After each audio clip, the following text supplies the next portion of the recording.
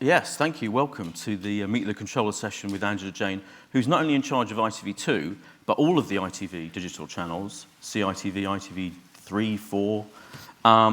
And thanks very much for joining us and not going to the Only Way Is Essex masterclass next door. Yes, we're clashing with ITV2's biggest show, biggest, most famous show. Obviously, we'd be there if we weren't here doing this thing. I'm sure most of you would be as well. But, you know, if halfway through we run out of stuff to talk about, we can always... We're all jumping next door, aren't we? Yeah, we're going to go next door and talk about vajazzling and all that stuff. There will be no vajazzling in this session, as far as I'm aware, or panazzling either. You never know. You never know. Before we get started, Angela's in the very lucky position of the fact that she's only been at ITV for a few months, so none of the stuff that really we're talking about she's responsible for, the bad stuff, I don't want to name names, OMG with pictures gelled off, but there's other lots of stuff that's on that we can talk about and what's going to happen in the future and all these different channels and all of that. Before we kind of get started, you can see on this screen, if you want to ask questions, there's all these different ways of doing it. You can text. You can text with your name or anonymously. I don't know why you'd want to be anonymous, but maybe you do if you want to get stuff commissioned and you want to slag off ITV2. You can also kind of tweet as well to @MGITF, and if you use the hashtag SIDLaw, I'll get them on this laptop here and I'll read them out during the thing. And then at the end, obviously, we'll have questions from you guys in the audience. Let's start with ITV2, though, which is the biggest digital channel, kind of bigger, more successful than your rival channels, E4, I guess, BBC3. Yeah. So you've come to there from E4. Is there a big challenge there? Is there stuff you need to change and sort out? Well, I mean, obviously, it's the biggest channel, so it's clearly working. But I think the challenge for me is to really take it to the next level. It's got some amazing shows, and I'm very lucky to have them there. It's got The Only Way Is Essex, obviously. It's got Celebrity Juice. It's got Peter Andre. It's got all the spin-off shows from all the main shows from ITV, which in and of itself now is a really unique position for ITV because we're the only channel now that do the spin-off shows. But clearly, anybody who knows me knows that I want to do a bit more. So my priorities really for ITV2 are to find some channel-defining comedy and drama in the very first instance, because I think if in a year and a half's time, say, I can say to you we've got the cornerstones of the schedule are The Only Way Is Essex, a comedy, a drama, Celebrity Juice, a bit of Peter Andre, some entertainment programmes and all these spin-off shows, then it really will be a fully rounded entertainment channel. Oh, brilliant. That's the plan. Sounds good. Easy. This time next year, I'll be sitting here going, I didn't do it. Fantastic. Let's go and see The Only Way Is Essex. Yeah, exactly. But interestingly, Zai Bennett, your predecessor, in his session, he talked about The Only Way Is Essex. I thought interestingly, he said, I didn't know whether to celebrate or take a shower, he said, after it became a huge hit. Is there a sense that at E4, you are known for kind of quality scripted programmes, Misfits, Skins, The Inbetweeners and stuff like that. Is there a slight sense that you've come a bit down market by going to ITV2? No, that's a load of old rubbish. ITV's amazing because ITV, the brand, the channel, it's the biggest. And when you put the whole portfolio of channels together, it's amazing to be in a place where you can speak to as many people as you can on ITV. ITV is not about being cool and about being cutting edge. It's about reflecting the mainstream. And I think, it's an amazing place to be. And right now it feels like a place where investment is happening. And there's definitely investment in digital channels, there's investment in content across the board. So I think it's a fantastic place to be. And if I can bring more quality shows to the schedule, well then obviously that's a much better thing. Let's talk about The Only Way Is Essex, happening next door, as we keep mentioning. It has become... We're not chippy about it or No, anything, not at all. are we? No, I don't resent this clash of scheduling at all. But it is bizarre, isn't it, that it's become so big, such a kind of... I'm going to use the word iconic, yes, I've said it. It won a BAFTA, obviously, famously. Yeah. Why is it? Why did it catch on like it did? And what's the secret of its success, do you think? Gosh, I think that's quite a hard one because in the end you can analyse the show till the cows come home, but clearly it came at a point where it totally resonated with the audience. It felt very different and it was of the moment and it was incredibly exciting. That sort of the way it laid out its stall at the very beginning with the sort of disclaimer about what you're about to see, the way people were guessing were they acting, are they not acting, the way that, in a way, I think it's sort of, if you want to analyse it in any way. Yes. Come on. Okay, you do. I think there was a bit of a vacuum created by the absence of Big Brother. And I think it sort of filled that vacuum. And I think timing, as we know, is really important with these things. And I think timing for it was amazing. It was also a genuine risk. And for that, ITV2 should be completely applauded. And it's nothing to do with me, obviously. But it was a genuine risk. And I think that's incredibly exciting. And it just goes to show that you can give the audience something they don't know they want, and they will absolutely love it. Do you think it's taken over from Big Brother as being the reality show format of our time in a way? I think there is a statistic of which I'm now going to quote incorrectly, but it has a disproportionate amount of press written about it in the way that, because I used to look after Big Brother, I totally can understand. You know, Daily Mail showbiz websites, endless magazines, you know, everyone writes about it all the time. So in the end, I think it's become incredibly powerful because it has made stars out of these people. Yeah. And any successful TV show obviously gets milked to within an inch of its life. The rumours are that you're going to have it all year round. Is that true? Milk, that's a bit harsh, isn't it? Do you know what? I think the real challenge for the Only Way Is Essex, if it's going to stay on the top of its game, there's quite a few challenges. One is the continuing evolution of the cast. Yeah. One is of the stories. And then the challenge, I think, for all of us is to think of a more creative way of scheduling it and talking about it, so we keep moving the story on in terms of the programme. So, of course, we're discussing many different ways of doing it next year, and that's what makes it exciting. So at the moment, there are kind of 2 series a year, aren't there? Yeah. Kind of spring and autumn. Are you going to at least have more series? I don't know. Do you know what? It's really in a state of flux because, as I say, the challenge is to keep moving on with this show. And the way to do that is to look at how we can evolve it into its next phase.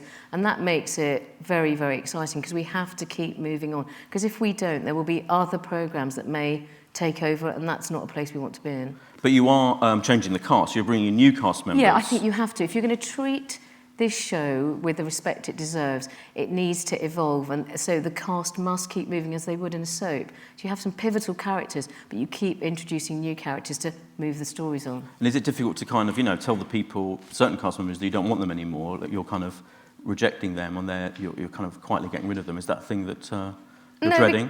No, because in the end, I think some will naturally find other ways of making a living, want to go on and do other things, obviously, and then hopefully that makes space, as it does in all of these situations, for new characters to emerge. I met Mark Wright in the lobby earlier, and he said I was talking to him with Richard Bacon, he said to us he wants to do more serious, challenging stuff. Any maybe ITV2 is going? not the place for him to do serious, challenging stuff, because we don't do any serious stuff.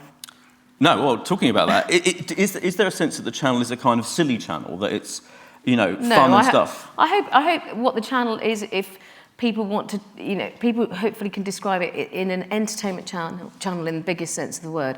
And so I want it to be fun and entertaining. When you look at our competitors and you look at ITV2, BBC3 and E4, so I suppose they're all the direct rivals, I think in a way, actually, all of the spaces are all quite neatly carved out. BBC3 does incredible, amazing, serious, factual programmes for young people. E4 does much more edgy, cool entertainment. And hopefully ITV2 does entertainment in the widest sense of the word, so there's space for all of us to coexist. Do you think there's a chance that the show will move to ITV1? That was another rumour as well. And how would you feel if that was... Well, do you know what? I'm sort of used to that. I've commissioned loads of shows that have moved to the mothership, and I love it because that's an acknowledgement of its success. I don't mind either way. If it moves, that's great because that's great for the show, and if it doesn't, that's also good for me because it's a fantastic show to have on our channel. So it's a kind of win-win either way. Have you been sounded out about it? No, so I hope it's not happening, otherwise it's happening behind my back. Oh, okay. And what about spin-offs? What about The Only Way Is Merseyside or The Only Way Is Romford? That isn't Essex. I'm not massively into that. I think we've got the original, and I think we've got one of the best, so I think we should just work on making it the best. Really? So you're going to withhold pressure to have The Only Way Is franchises? Yeah, I'm not interested in that, I must admit. Okay. And how do you feel about the kind of similar shows that have been on other channels, Geordie Shore, MTV, they're doing other Shore-related programmes? Made in Chelsea, which I think you commissioned, didn't you? No, I didn't actually. I think it's great. It's fantastic. It means that it's a genre that other people want to copy, so we all know that imitation is a serious form of flattery. I think, the challenge for us in commissioning The Only Way Is Essex is to keep moving it forward, and so that's the thing that I'm most keen to do. Is there a danger that viewers will tire of the format, of this kind of soft-scripted thing that they get? Everyone always, even though you do have the disclaimer, people still talk about it's all set up, it's not real. I'm sure there's a danger of that, Boyd, but you know what? I'm sure they said that about Big Brother when it started, and then 11 years later it was still on air. Do you know what I mean? Yeah. That's the challenge for the producers and for us to keep moving it on, really. Sure. Let's talk about your other kind of biggest show, I think, Celebrity Juice, which is a fascinating story. Brilliant, isn't it? But why? It's a comedy panel show, so, you know, with celebrities. Started off quite, you know, small thing that just kind of. How has it become such a? It's got like 2.6 million viewers last time. I know. Do you know what? I don't know. Sometimes it's the story of a lot of those kinds of panel shows, isn't it? They start quite quietly, and then there comes a moment when they either stick, get bigger, or they just die and wither away. And for whatever reason, and I don't really know why, other than the show got better and better. I think 2 series ago it was extended from half an hour, which in ITV land is a very short amount of time. It's only 23 minutes to a 45-minute slot, which meant that the programme was like 37 minutes, which I know sounds like nothing, but I think made quite a big difference because it was allowed to breathe a bit more. I think Keith's obviously got more confident. Holly and Fern's characters are much clearer. It's just got a confidence about it now. And for some reason, it's totally captured the mood of the nation. And 2.6 million people watching a comedy panel show on ITV2. I mean, that's bonkers, isn't it? Yeah. And again, I have to ask the same question. Will it move to ITV1? I mean, they already show repeats of it, Yeah, don't they already show repeats of it. I mean, do you know what? I doubt it. I think, if I'm honest, the relationship with ITV2 and ITV1 is very different to the relationship, for example, I had with E4 and Channel 4, where the demographic is much closer in age. In truth, the demographic is, the gap between ITV2 and ITV1 is much bigger. So I think the direct sort of translation of those shows doesn't always work in the same way. Do you think the ITV1 audience is a bit too old for it's the just shock antics of Keith Lemon? It's a bit older, but, you know, that's why, you know, you play Celebrity Juice at 10:30 on ITV1. You wouldn't play it any other time. I don't think it would feel right. But, you know, it would be great if in the future, I take it as a real mark of success, if we create something on ITV2 and it becomes something bigger or the same thing and better on ITV1. That's great. The fact that Celebrity Juice has grown in that way, does that kind of inspire you to give maybe a chance for more risky stuff that could start small and then let it develop for over a longer period? Definitely gives you the confidence. And also you have the confidence because you've got all these spin-off shows that are always working.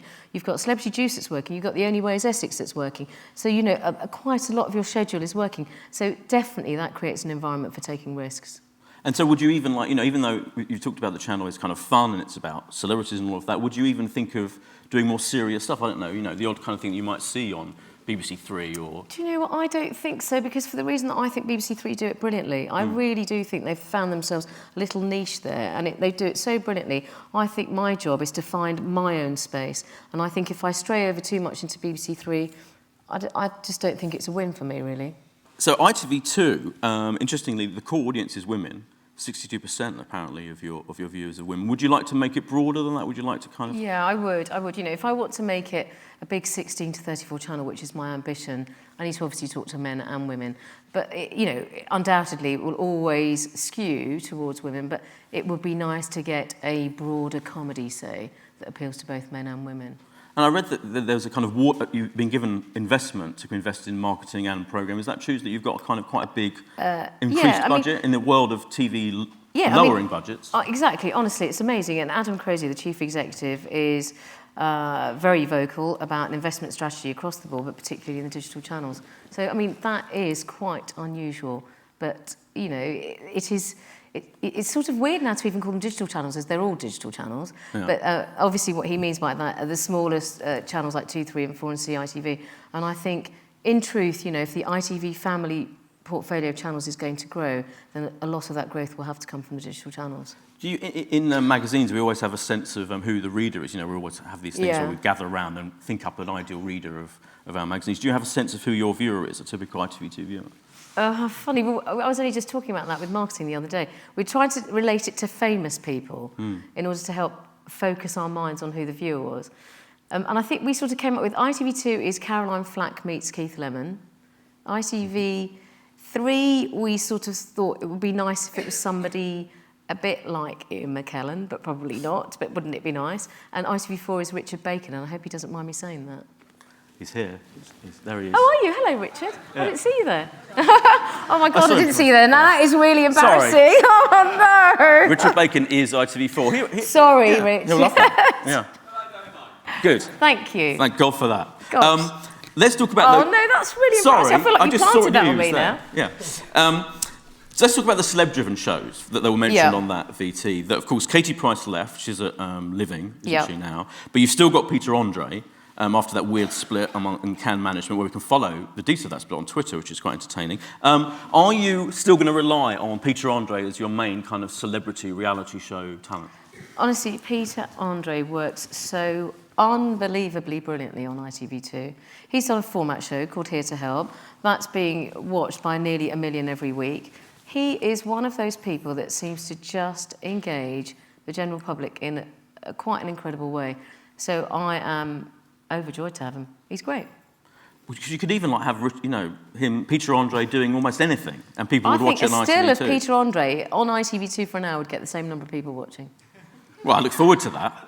Peter Andre still. That's not my ambition, obviously. Yeah, no, it'd be low budget. Yeah, it'd be good exactly. value. It'd be good. Have you missed Katie Price though? Do you miss the fact that she's gone to another channel? We don't in ratings terms, so no, I don't think we do actually. And I think also, in truth, you sometimes you can get to a point where you get too reliant on everything, and for whatever reason, gaps occur, and that's great because that means there's space for new things.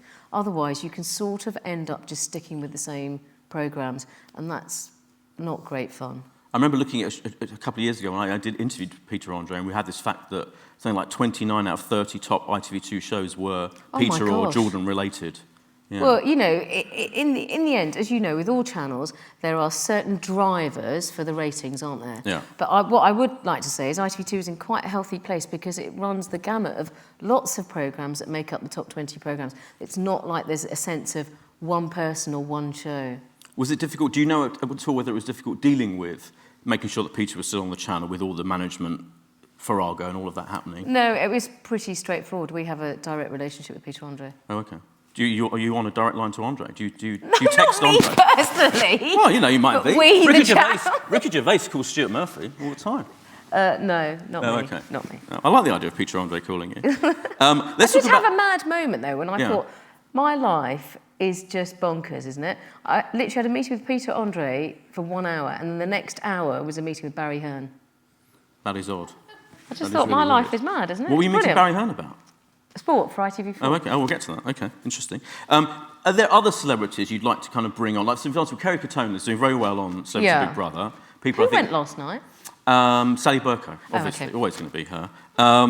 Would you like her to do another reality show for you, maybe? Well, I mean, obviously, currently she's in the Big Brother house, so she isn't doing anything for us at the moment. But yeah, I think, do you know, when obviously this question gets asked a lot, and then you have to really think about whose life do you care about watching. And maybe I would like another celebrity reality show, but in the end, it comes down to who it is and what access you get. Do you sit there kind of reading the celebrity magazines and going, oh, maybe we should do a kind of 10-part documentary with them? I haven't found anybody yet that would be feasible to do that with. Oh, okay. That that isn't already on our channel, i.e. Peter Andre. Yeah, yeah. Do you think people would say, I mean, critics might say that the channel is over-reliant on a certain type of fairly low-rent celebrity, the type of celebrity that features in the pages of Heat magazine? Let's face it. No, honestly, I think that is unfair, only because of what I just said. I think if you look at even probably the top 30 or top 40 programmes, it isn't all full of Peter Andre, it isn't full of Kerry Katona. You know, it is, you know, there are the spin-off shows, which are off the biggest shows on British telly. There are Celebrity Juice, there's the Only Way Is Essex, and that's partly what I want to do as well, is create some of our own new homegrown stuff that will sit alongside that, so that, like I say, in a year's time, I can say to you, we've got this whole range of programmes now, which makes us feel like a really healthy entertainment channel. Was OMG with Peaches Golden, which I referenced at the beginning, an example of when celebrity TV can go wrong?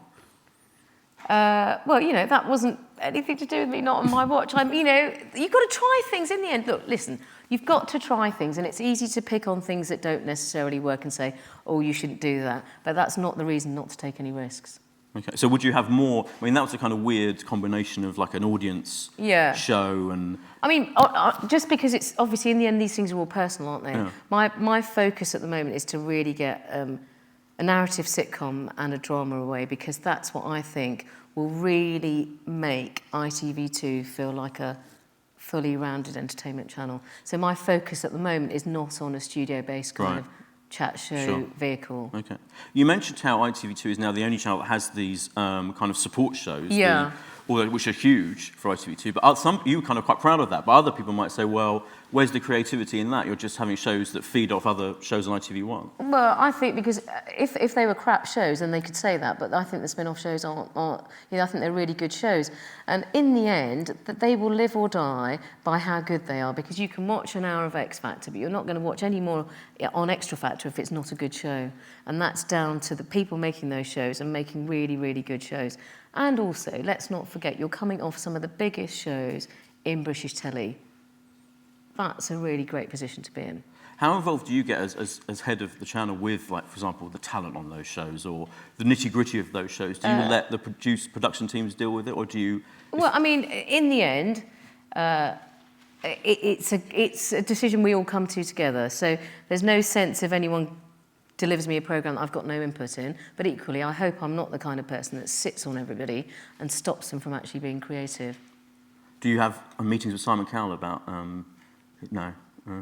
Would you like to have meetings with Simon Cowell? He's too busy with the American X Factor. I think he's busy, isn't he? You will be showing the American X Factor, yeah. Of course. Are you excited about that? And you will have... So presumably at some point you're going to have X Factor on ITV1, American X Factor on ITV2, and the support show. There's going to be a lot of X Factor related there's going to be a lot of X Factor, but there's a lot of people that love X Factor. That is true. That is true, undeniably. Let's talk about on the channel. The other thing about the channel is there are a lot of you have repeats of ITV1 shows. Yeah. You have a lot of films that are repeated a lot. I have to say, Hot Fuzz seems to be on almost every other night. It's a good film, though. It's a great film. I love it. Yeah. Brilliant, but it is on a lot. I think I've seen Edgar Wright, the director, mention how often it's on Twitter. I may have imagined it, but I'm pretty sure he alludes to it. Would you like to kind of maybe refresh it a bit more and have fewer repeats, fewer films that are repeated on and on and on? Yeah, I mean, in the end, we are looking at increasing our film stock, and also, honestly, I think on a digital channel, if something's good, repeat it. Yeah. Obviously it has to merit being repeated because it's worth watching, but, that's the essence of comedy. If you look at lots of digital channels, that is how you make up the schedule. If you look at even terrestrial channels, in the end, we all have things that we heavily rely on, but those just form part of what you do. Hopefully the rest of what you do, and that's where the Only Way Is Essex and Celebrity Juice come in so handy, is that they actually, between them, probably only account for about 55 hours across the entire year, yet people can talk about them, and they burn so brightly, which is amazing. But would you like to, is there a kind of, I mean, I often wonder almost like why channels like ITV2 show films, like, they could, when you could have other stuff that might be more interesting and challenging. I mean, I think that even more about BBC3, which also has random films. Honestly, films are part of the mix of the schedule, and in the end, you have a budget, and you can only commission so much original content. And as long as there are not wall-to-wall films, and we're not trying to pretend we're a film channel, I think there is a place for films at certain times. But I do agree with you. I think we could do with a better mix of films. Okay. Let's talk about your other channels then for a bit, ITV3, ITV4 and CITV. I mean, ITV3 is interesting. The biggest performing ever show on ITV is Midsummer Murders with a pretty impressive 1.5 million viewers in 2011. But on the other hand, it's a channel that seems to me to be just showing repeats of old murder mysteries. So is that something... I think what we like to say, Boyd, it's the home of the best of the ITV1 drama and quality factual. Nice sentence, that's good. That's a good way. But is there any creative challenge with that channel, for example? Like what can you do with the channel? It's doing very well. Yeah, it's doing very well. It's number 2 digital channel. I tell you what, the biggest channel is, biggest challenges even, is to maintain that position as number 2. It's an incredible channel, and it's very loved by its audience, and it has a very specific demographic it's talking to, and that audience absolutely love it. Oh, do you get feedback? So like if you show, Midsummer Murders out of sequence or something? Exactly, you absolutely do get feedback. You get mad people complaining about... No, not mad people. They're just older and a bit more old-fashioned. Is there any room for original commissions on it? Is there I think there will be, but if I'm honest with you, there's only a certain amount of money. And at the moment, my focus is really on ITV2 and ITV4, which I hope we're going to be coming to in a sec, because I'm trying to reposition and refocus that channel. And I think there's only so much I can do at one time. And so my very first priority is to give ITV4 a sense of purpose, to get some comedy and drama onto ITV2, and then my next phase of commissioning will address some of the gaps potentially on ITV3. But I think I can only do so much, so I have to sort of just prioritise what I'm doing. Okay, well, let's move on to ITV4 then. So ITV4 is I guess, supposed to be a men's channel. I think that was its original raison d'etre, which is sort of a bit loose, isn't it? Yeah. A channel for men. Yeah. So what I want to do is obviously refine its proposition. So what I'm talking about doing is just putting sports and sports programmes higher in the mix. So acquiring some more sports events, because the peak in the channel's ratings come from certain sporting events or one-off football matches that we play. And to have more of those peaks across the year and to have more sports and sports entertainment programmes. Now, that is not to say it is going to be a free-to-air sports channel. That is not what it's about, but just to put sports higher in the mix. And then we will have some original commissions, and Richard Bacon is one of them, yes. and he's coming back in the autumn. And we have films that do very well. And so that's all part of the story. But what I'm trying to do is just make its sense of who it is and what it is and who it's for a bit clearer. Richard Show, let's talk about Richard Show, the Beer and Pizza Club, which is kind of quite a laddish title. Yeah. But it's not that much of a laddish show. Not. What do you think of it? Would you like to change the title? The rumour is it was going to be the Richard Bacon Show. In fact, he tweeted that it was going to change. And then it seems to have changed back. What's going on with the title?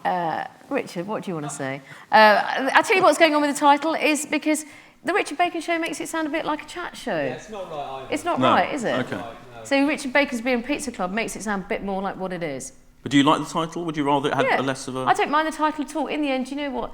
God, crikey, it's not about the title, is it? It's about how good the bloody programme is. Is it a good bloody programme? Yes, I like it. That's why it's coming back. And what is it about? What is it that kind of show? Would you like to do more of that kind of show? I mean, it's quite a kind of freewheeling... Do you know what? I would, but if I'm absolutely honest with you, I think what I have to do with ITV4 first is get its proposition and who it's talking to very clear from the outset. And I think there's a bit of work to be done there before I go into the next step of commissioning programmes, because I think its proposition isn't clear enough to its audience. And do people even know it's there? I'm not sure how many people I don't think they do. I think honestly that's the challenge, is that most people don't know it's there and they just stumble across it, and we're not telling enough of our audience who would watch it that it's there and what it's there for. So that's what I'm trying to spend the next few months doing.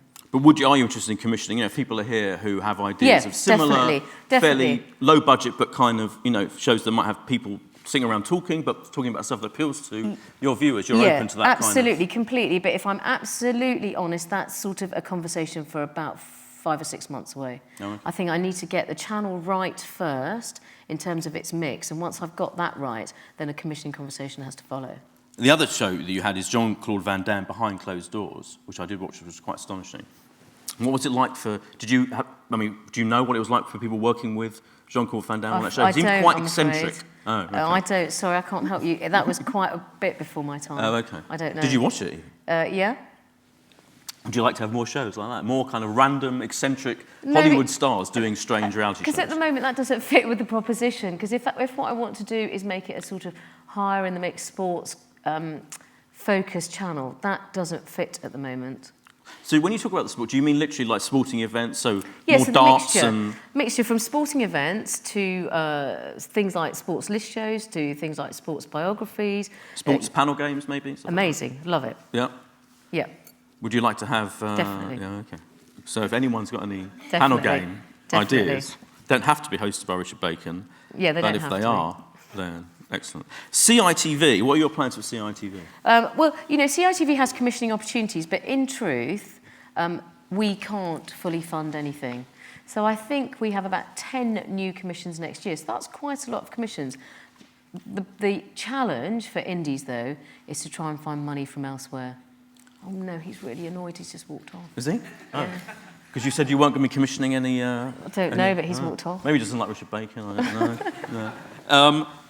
So how is it kind of for you to manage all these? It's quite a disparate list of channels. It is from cradle to grave in terms of demographic. Yeah, so because you're evil, yeah, exactly. Yeah. So isn't that odd that you've kind of got? Also ITV2 seems to be such a big thing. Yeah. But I would imagine most of your time was spent dealing with that. I'm slightly dying on my feet, but I'll get over it. Oh, okay. But are you finding it? Would you rather, in a way, just part of you think, well, why doesn't someone take away ITV3 and 4 and look after them for me? No, I just need some help. That's all I need. I just need some help. That's all I need. Okay. No, I don't want them taken away from me because it is honestly, it's amazing. I've only ever run one channel before in my life, and now I'm running 4. That's really exciting. Yeah, yeah. But at the same time, do you think if you did only manage ITV2, that maybe it would be easier to kind of, do you know what I mean, innovate on that channel and do stuff and come up with challenges on that channel? Maybe, but I don't know. I'm just going to give it my best shot and see if I can make a go of all of it, really. Okay. Let's talk about the future then. Let's talk about the future of ITV2 to start with. Can you tell us have you got a sense of the kind of show you're going to be having once we see your commissions on air, for example? What can you tell us about the type of show we might be seeing soon? Well, I mean, I'm hoping that in terms of tone and voice, I think I'm hoping that my shows are obviously appealing directly to 16 to 34s. I think that's the sweet spot for us. And in truth, the ITV2 audience is a little bit older than I'd like it to be. So I'd like to take the audience a bit younger. And what I want to do is really, I can't say it enough because I've said it about 5 times already in this session. I want to get a sitcom away. It's very important to me. And obviously I'd love to get a drama away. And we are, I'm commissioning some other shows. There's something coming in the autumn about the London School of Modelling. I did a fast turnaround show in 6 days, which was a tribute to Amy Winehouse, which did very well. So I'm commissioning stuff around the edges because obviously there are still moments in peak that we need, shows for. We're full for this year. However, there's a whole of next year to play for. And because there was 6 months in between Zai leaving and me starting, we really are playing catch-up, which also is a great opportunity for indies because the whole of next year is pretty open. In terms of the comedy then, because ITV2 has tried comedy. Yeah, it They has. had No Heroes, I think. No Heroics. No Heroics. And Trinity FM. Trinity FM. Yeah. What was it about them you feel that didn't work for the channel? Why didn't audiences come to those shows? I've thought long and hard about that because obviously Zai did, commission those shows. I think in a way, in a year's time, ITV2 will be in a better place and more receptive for those kinds of shows. It will have very established Celebrity Juice, which is a very funny comedy show. To say ITV2 can do comedy now is big tick. Yeah, of course they can. It can do a bit of wit and irony because that's what the Only Way Is Essex is. I think it's in a healthier place. I absolutely love No Heroics, and I just sort of felt it was a really good show on the wrong channel, if I'm absolutely honest. And so I hope that we can create an environment in a year's time where to put those kinds of shows on will give them a greater chance of success. So I guess The Inbetweeners is such a kind of obvious story of a show that was on your channel. Did you commission that? Was that your... I had a tiny, infinitesimally small hand in it. Take credit for it, please. No, I had a very small hand in it. It's the biggest film. It's practically the biggest film. It's great, isn't it? It's astonishing, yeah. It's but is so that amazing. the kind of show? Could you literally see... Oh my God, the pressure. Right, Sorry. can you commission the next Inbetweeners but what I mean is, and then have the biggest grossing comedy film ever? Yeah, but what I mean is, would you literally say, in a dream world, oh yeah, The Inbetweeners, of course, put it on in a ITV2. dream world. Yeah? Of course. Of course, of course, of course. It's a brilliantly written, acted, brilliant piece of telly. It's laugh out loud funny. Of course, of course, of course. But, The Inbetweeners doesn't come along every year. No. It really doesn't. No. So something even that approximates its success will be amazing. So are you sifting through scripts already? Have you seen? Yeah, definitely am. And, as everyone knows who makes those kinds of shows in this room, there is a long lead to that. There's a long tail. These things take a bit of time. And I'm going to be nervous about commissioning my first sitcom, and I want to do enough work in order to feel like it's in the right place before I commission it. In terms of anyone here who might have ideas for sitcom that they might think won't work for ITV, do you have a feeling of maybe that there is something different about writing a sitcom for ITV2 than there would be for E4, say? Or BBC3, for example. Yeah, I think, you know what, that's a difficult and interesting question because I think there is much overlap between ITV2 and E4, but I think in the end it's about tone and who we're trying to talk to. And in truth, the ITV2 audience is a mainstream audience, and I think the precincts and the worlds that we're in should be accessible. I think they should be laugh out loud funny as they would be if it was a really good comedy on BBC3 or a really good comedy on E4. But I think the worlds we're in might be slightly different on different channels, really.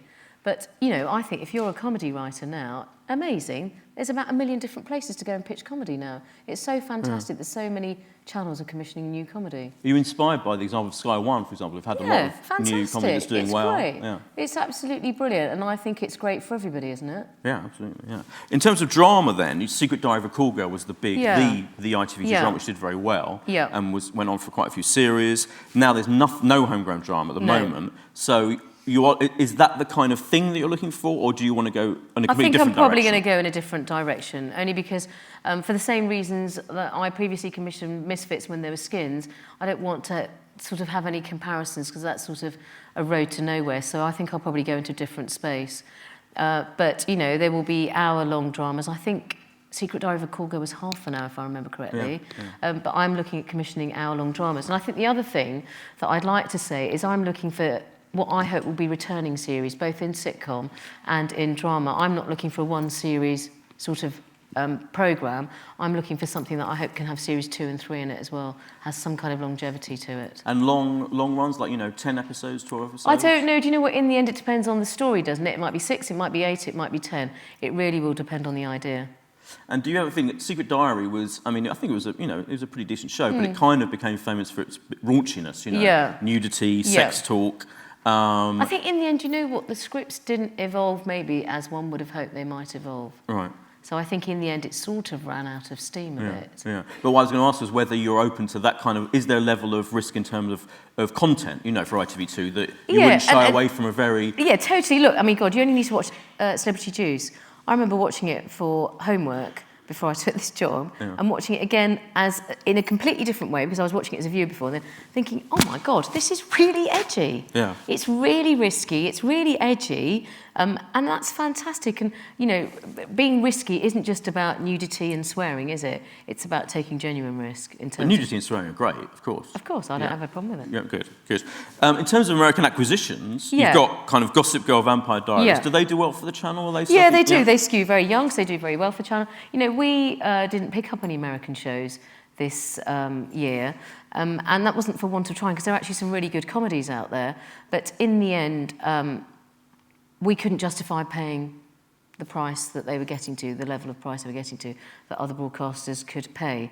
And so actually, American shows are important to us, but by not acquiring any American shows this year, it has actually, that money's not going away, it's not going back to ITV. Right. That money can now be spent on British shows. Do you have to fight off the advantages, like for Sky particularly, that's recently nicked Glee from Channel 4? Yeah. Sky want to come in and get Gossip Girl? There's lots of broadcasters with very deep pockets. And who can, in a different business model, justify spending that kind of money on acquisitions. I can't, and I don't want to. There's a point where you think, do you know what, it's sort of not worth doing this and buying it for that price, I might as well make it. But you want to keep Gossip Girl, for example? Yeah, definitely. And those shows do very well for us. And, honestly, I did go to America. I was only 4 days into the job, went to America. I was hoping to buy something. And there were some really funny American comedies, actually. Some really good American comedies, which made me think, oh, that's so great. People are making lots of funny things around the world now. That's fantastic. But you didn't buy any? We couldn't afford to. I couldn't justify the level that they went to. Right. Didn't make financial sense for ITV2. Because ITV2 did show Entourage, didn't it, at one point, which I don't think rated at all. I mean, I don't know about the ratings of it. I just remember watching it thinking it was a brilliant show. I really loved it. Is there, you've got some shows, I've got some titles. Sleeping with Perez, what's that all about? Well, I think everyone knows who Perez Hilton is. Yes. And it's a sort of, it's basically him talking to different people over an hour. Do we want to encourage Perez Hilton on TV? Is that something yeah, he's funny. Okay. He's funny. Okay. He's good. Okay. I like him. Have you had meetings with Perez? No. Oh, okay. You're obsessed with who I'm having meetings with. I am. I want to know some good meeting stories. Honestly, I have meetings with lots of lovely indies. That's who I have meetings with.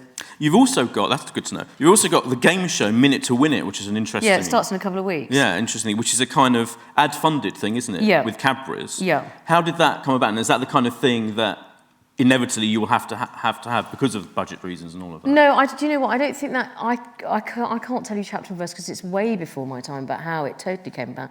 I don't think it came about because ITV2 couldn't afford to do it. That's why we're doing it. I think it'll be interesting for us because we haven't made a game show before.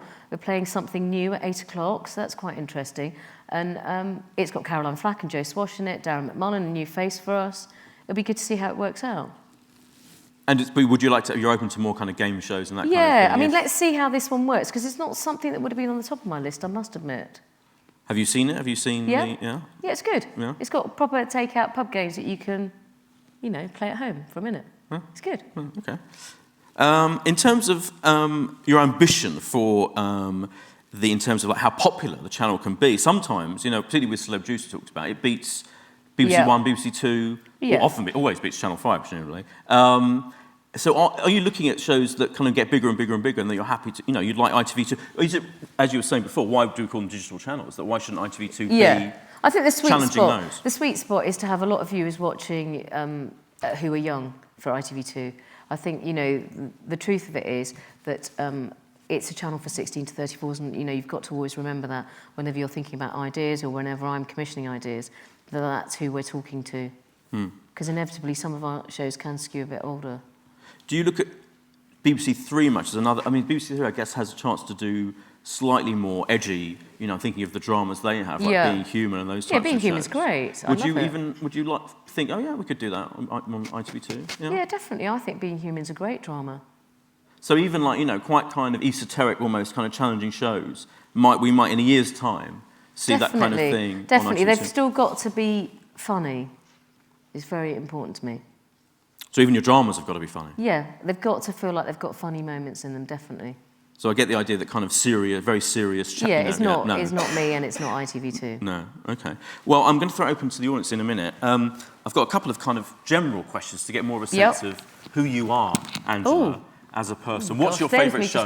What's your favourite show on TV? Horrible Histories. Oh, really? I love it. Oh, it's brilliant. Who watches that? It's brilliant. It's absolutely brilliant. Oh, it's great. And your least favourite show? Do you have a least favourite show? Stuff you don't like? Don't know. I'll think about that. Have a think, yeah. And what are you most proud of that you've commissioned? What kind of show? Let me think. Space Cadets and Misfits. Oh yeah, Space Cadets was a bizarre show, wasn't it? Yeah, completely mental. That was talk about taking a risk. Yeah. Man. Which wasn't a big hit. No, but do you know what? That's what you have to do sometimes. You have to take big risks, and that's what's exciting. And you were, as you mentioned before, you were kind of heavily involved in Big Brother for years and years, and kind of had to deal with all that. Are you watching it now? Are you watching? So, no, do you know what my husband said to me when I started watching? He said, "For God's sake," he said, "you don't have to watch it anymore. Stop watching it." So I've decided to give myself a break from it. Oh, okay. If it was up to me, yeah, I probably would watch it a bit more, but I've decided I need to just take a break. And do you think it makes sense that it's on Channel 5? Are you kind of quite happy in a way that it still exists? Do you know what? I'm absolutely happy for Big Brother, the show. It's great that it lives and breathes on another channel. Good for Big Brother. Can you think of the shows that you don't like then? There must be shows that you just think, oh, don't like those. No, I can't. Okay. Okay. I wanted to mention Twitter. I just was at a session where people were talking about the relationship between Twitter and television, and wonder whether, I mean, I think a lot of people I know sit there watching shows, particularly some of your shows like Essex, tweeting about it. 1 tweet a second when it's on. Amazing, yeah. But do you think, are you slightly scared by the fact that when you have new stuff on the channel, that people are tweeting within about 5 minutes of it saying this is shit? And would you it kind of almost encourage that thing of judging stuff very quickly, doesn't it? I don't mind. It's great that people are engaging with the shows. I mean, obviously, I don't want to hear endless comments of this is shit, obviously. But the fact that they're engaging and feel passionate about it means it's touching a nerve, and that's what it's all about. And are you looking at ways, do you have meetings, I'm obsessed with meetings, with people going, we've got this new way of incorporating Twitter and Facebook into your TV shows and all of that? Is that a thing? Yeah, but do you know what, in the end, we all know, everyone who's in this room whose job it is to make programmes, it's about good programmes and good content. And that's what you have to do. And sometimes it's an integral part of it. Sometimes someone pitches you an idea and it feels like an add-on, and they've just thought about it after the event. In the end, it's about commissioning good shows. Do you look at feedback you get on Twitter? Do you kind of, are you aware of how people are talking about? Yeah, and but you know, that's what's amazing about it, isn't it? You just get instant feedback and it encourages good and bad. Yes.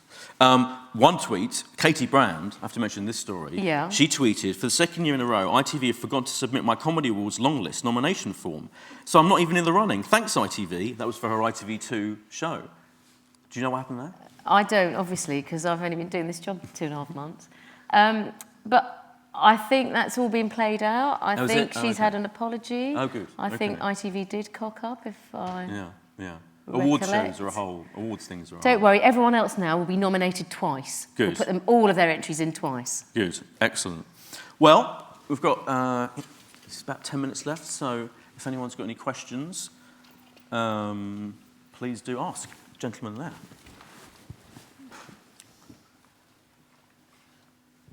Hi, Angela. In my opinion, Big Brother started to lose its way when the people in the house started to understand the dialogue of the show and they started to see themselves through the viewer's eyes. How are you going to prevent that happening with the Essex show? How are you going to stop people it descending into a big dollop of fakery and people just playing up to the storyline and not being themselves anymore, not living their real lives. But do you know what? I think that's the beauty of Essex, that because it sort of plays out real time and it encourages not living in a sort of hermetically sealed environment and engaging with the real world as the stories are playing out, it's actually embracing that challenge. So I think it's taking that challenge head on. That Big Brother issue was much more, it was just different. We were trying to create a hermetically sealed environment. The Only Way Is Essex, it's all about how they're engaging with the real world as it happens. So I think tackling it head on is the right way to do it. Although it does threaten to descend into a show about real people becoming celebrities rather than real people being real. That's sort of the story though, isn't it? That's what makes it interesting, I think. Hopefully, that's what moves it on, I think. But do you mean like when you might have like relationships that everyone thinks are set up just to be on the show? Yeah. That's a danger, isn't it? Surely. Possibly, but in the end, it's not about real world, real life. It is a heightened form of reality, and that's why it sort of sets its stall out like that, doesn't it? It doesn't say this is real life. It's saying play the guessing game along with us. Is this for real or is it not? Gentleman behind there. Hi, Angela. Jake from Broadcast. You said you wanted to reposition and repurpose ITV4 a little bit. What's the ideal audience you're looking to attract? Also, I just wanted to ask a very quick question. I thought might be quite interesting for the indie community. Are you going to also reposition and repurpose Emma Tennant's role now that she's left for UK TV? So first thing is ITV4, definitely a channel for men and definitely a channel for sort of ABC One men. And that's why I'm looking at refocusing what it is and who it's talking to. I think in truth, I think it's fair to say it's probably has been the most unloved of all the digital channels. So my job is just to give it a sense of identity. That is definitely work in progress, by the way, so it's not fixed. I haven't sorted it. I've only been here a couple of months, so it is work in progress. But the sort of direction of travel is to a channel that has a higher mix of sports in its schedule. And what was the second question? Emma Tennant. Of course I'm going to replace her, otherwise I'm going to die of exhaustion. Or die trying, and neither is a very good option, I don't think. Will that role be slightly different? Or? Do you know what? I don't know, but definitely she'll be replaced. What was Emma's role on the show? People don't know. Controller of digital channels. Oh, okay. And there's a gentleman, yeah. There. Hi, Angela. Earlier on, Stuart Murphy very comically stated how his technique of poaching and getting talented writers or talent to his channel. What strategy are you going to take for your comedy wish list? Are you looking at particular writers or particular talent you'd like to see on ITV2? I'm talking, I hope, to the people I know and like working with. However, there are plenty of people out there I don't know and I haven't worked with, so I encourage them to write to me and write to Close Okra, who is running the comedy out of ITV commissioning for me. Because in the end, it's so hard to sort of quantify what are the ingredients of something successful. Sometimes you just read a script and you go, oh my God, I love it, this is a great starting point. And it can come from anywhere. I've already had scripts from people I've never even heard of. That's really exciting. So I'm not in the game of poaching necessarily, but of course I'm talking to people I know because I've got working relationships with them. I was more referring to the actual talent, like particular names you want to touch for the channel as well. Sorry, say that again, Ben. I was more interested in the names. I mean, Stuart talked very, he wanted Little Britain stars on his channel. Oh, so I are see. There particular individuals you want to see?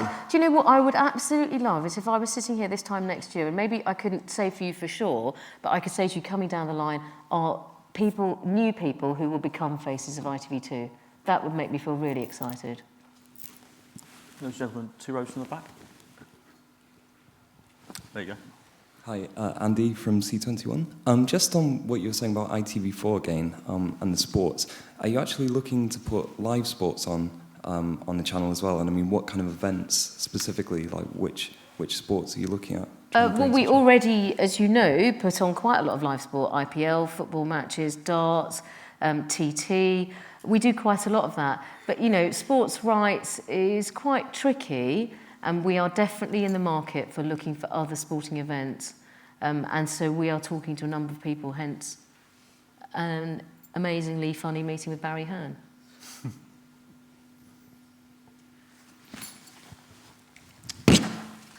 Gareth.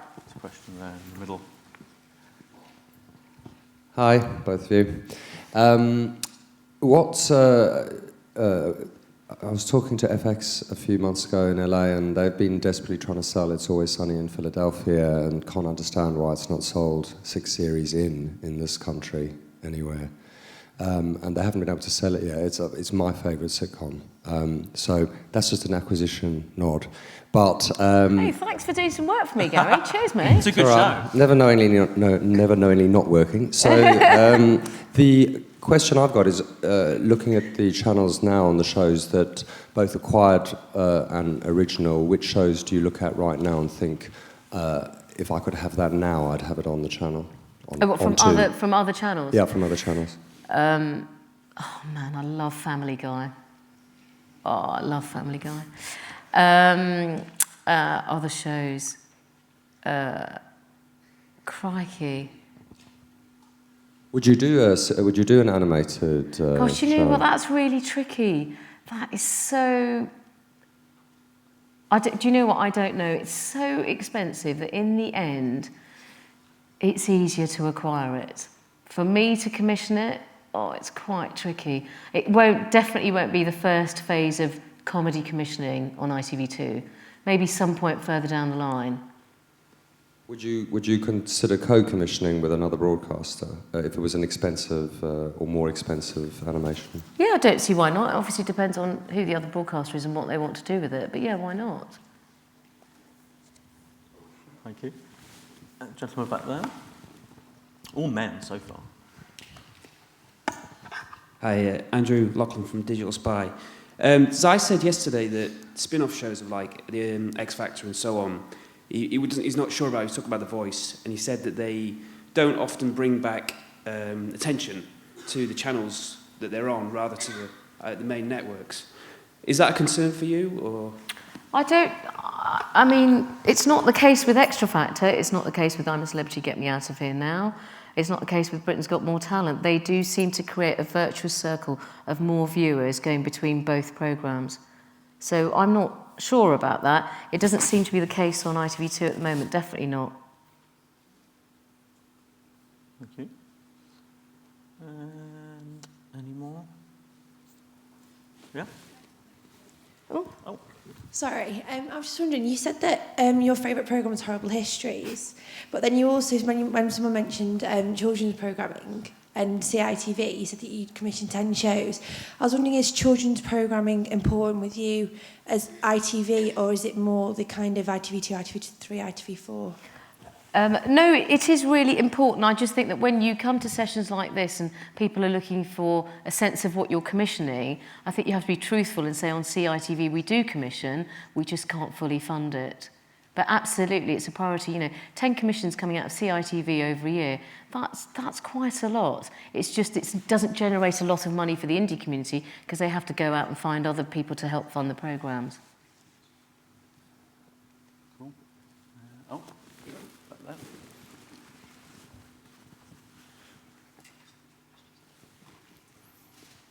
Hi, Helen here.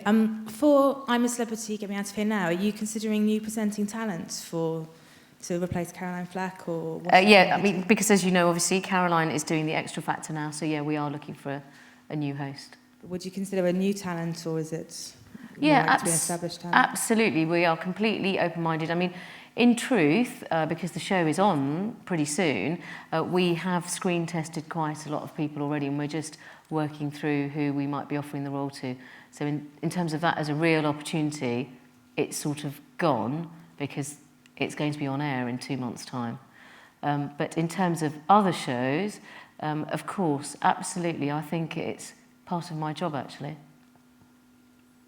What was your kind of thinking with the duo for Extra Factor at the moment, Caroline and Ollie Mers? Is there a kind of thinking? Is there a kind of reason why they are a good duo for you? I think they've got amazing chemistry. They're great fun. Caroline absolutely loves the show, and she always talks about it from a complete fan's perspective. And obviously, he is incredibly heavily associated with the show. So I think they're a great combination. They really are. What do you think of Brian Dowling? Oh, you haven't been watching it, have you? No, I just watched the first one. Oh, okay. I thought he did an amazing job, actually. That's a really tough, technical show to pull it off. Yeah. 90 minutes, I think it was, the first show. Davina's got massive, huge shoes to fill. I think he did a good job. Yeah. And maybe time for one more? Cool. Well, we can all go and see the last 2 minutes of the Only Way Is Essex masterclass. Oh, thank you all for coming, because you could Thanks. have so easily gone next door. Yes. Thanks to Angela. Thank you. And to Broadcast for sponsoring the session. Thanks for coming. Cheers.